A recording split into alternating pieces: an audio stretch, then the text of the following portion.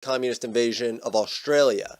And they were paying members of the CCP to buy a house in Australia and only rent to other Chinese. And they've also moved into Venezuela, likely eyeing the agricultural land and the oil. And I've covered all of that before. Now, quick tangent right in the beginning of the video. The first Shield show live is going to be October 6th from 7 to 8 p.m. Eastern Standard Time. So next Saturday night. And it's at least going to be an hour. It's at least going to go till 8. And during that live stream, I'll offer more details about how everything with that's going to work. But yeah, so I'll be covering more of the Chinese influence in America then. But for this video, I'm simply going to be covering criminal charges recently placed against a Chinese spy in America. And I'll be covering a bombshell report from the Wall Street Journal on systematic and methodical theft of U.S. trade secrets by the CCP.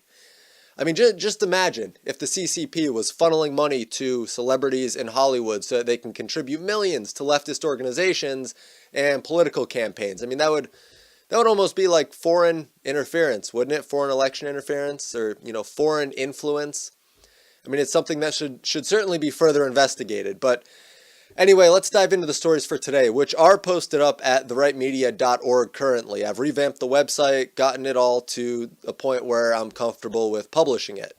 And I revamped the site, so it's basically just linking to articles that I find interesting or important or bombshell. And also, starting in October, the newsletters are going to start coming out again on the 10th, the 20th, and the 30th of every month. So if you want that, you can sign up for the email list on the website. So now, the first story that I want to cover was actually released by the Justice Department this past Tuesday. And it says, Chinese national arrested for allegedly acting within the United States as an illegal agent of the People's Republic of China. So he was a CCP member working at the direction of a high-level intel officer from China. And the spy had to provide the high-level officer with biographical information on 8 individuals for possible recruitment. And these individuals included Chinese nationals working as engineers and scientists in the U.S., some of whom were U.S. defense contractors. And now this spy arrived in the U.S. via an F-1 visa in 2013, and the purpose was to study electrical engineering. I mean, it honestly, it almost sounds like he was in a position where he was recruited, seeing as he was then targeting people who were in the position that he was previously in. But then in 2016, he enlisted in the U.S. Army Reserves as an E-4 specialist under the Military Accessions Vital to the National Interest Program, which authorizes the U.S. Armed Forces to recruit certain legal aliens whose skills are considered vital to the national interest. He also specifically denied having any contact with a foreign government in the past 7 years. So, of course, he failed to disclose his contact with the Chinese intel officer. According to the criminal complaint by an FBI special investigator, the man, Xi Zhaoqin, has violated U.S. Code Title 18, Section 951A, which makes it a criminal offense for any person other than a diplomatic or consular official or attaché to act in the United States as an agent of a foreign government without prior notification to the Attorney General as required by law. The man charged is assumed innocent until proven guilty because he's not a Supreme Court nominee, and he was ordered to remain in custody until a hearing is scheduled, and he's currently facing up to 10 years. But this isn't really a surprise story. This is just one of the men who was caught. I mean, if there's one guy who was caught connected to one high-level official in China, then there are certainly others. I mean, the CCP isn't sending one guy to spy for the whole nation. So this is a specific instance of someone caught. However, the Wall Street Journal posted a bombshell report, which is, I mean, it has to be taken with a grain of salt because, remember now, the Wall Street Journal is the news outlet that called PewDiePie a Nazi and created a large amount of the issues on YouTube. I mean, the reason that I'm using them as a source for this story is that in the PewDiePie story, they had an axe to grind with alternative medias, and they were trying to appeal to a social justice warrior crowd. When reporting on Chinese tactics to spy on America, I don't see the SJW motivation here. So let's just go through this story. how China systematically prized technology from US companies. Now, the article starts out by addressing a specific issue with the company DuPont, saying a one-time partner in China was getting a hold of their prized chemical technology. And interviews with dozens of corporate officials in the US and China showed exactly how systematic and methodical the theft of US tech from China really is. I mean, they were so serious about this that there were some employees followed to the bathroom to make sure that, there was nothing fishy that they could do.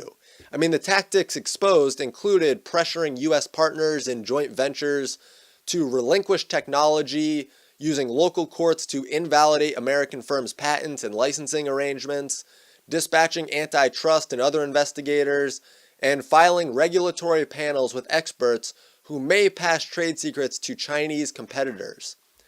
The real growing issue here is that China has pressured US companies for a long time. And I mean, there's an extensive documented history of that. And China is also increasingly becoming competitive in industries such as computer chips, chemicals, vehicles, specifically electric vehicles. I mean, it's estimated that China's theft of trade secrets from the US costs US companies roughly $50 billion every year.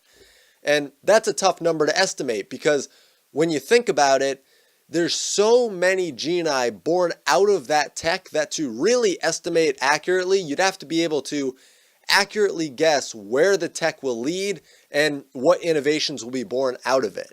I mean, China's response to this whole thing has been, China's offer to the world has been straightforward.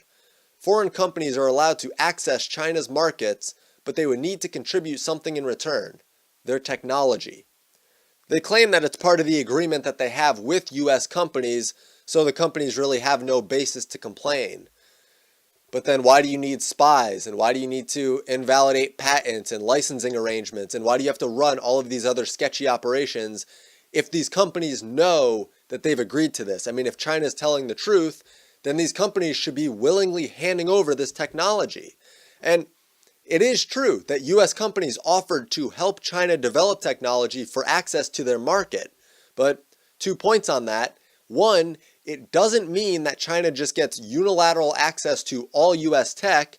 And two, if everyone just stopped exporting goods to China, both physically and intellectually, then China would collapse because they're communist. And the ideology behind communism will always lead to utter destruction. And this is also partially why China's storing huge amounts of oil and moving into other nations. I mean, if other countries start to cut them off, they're setting up a backup plan. But China is also offering incredibly cheap products to the US, which artificially lowers prices on numerous goods because the value is pulled out of the life of some Chinese factory worker because communism. Okay, I mean, forget market value. China will undercut anyone else at the expense of the laborer. And this is why so many US companies have remained quiet about the tech theft. I mean, they're afraid that, if they raise a stink about it, China will cut them off from certain products. And that would drastically alter a company's business model. About 1 in 5 members of the American Chamber of Commerce in Shanghai say that they've been pressured to transfer technology, according to a survey conducted in the spring. Of those companies, 44% in aerospace and 41% in chemicals report notable pressure. China considers both industries strategically important.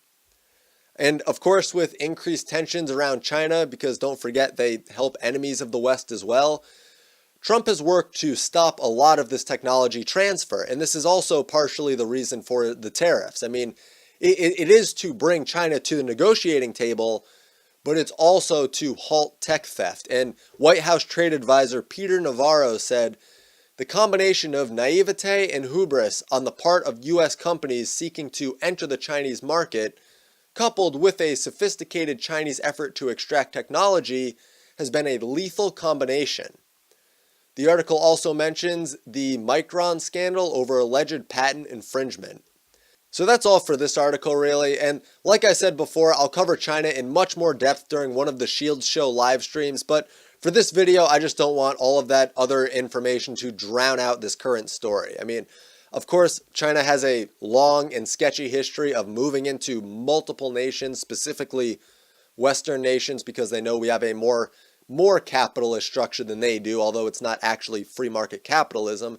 And they know that we have the innovations. I mean, seriously, if the US cut off the rest of the world, they'd be struggling for numerous types of technology, not just China, but even Europe. So that's really all for this video. Thank you all so much for watching. Don't forget to hit the subscribe button if you haven't.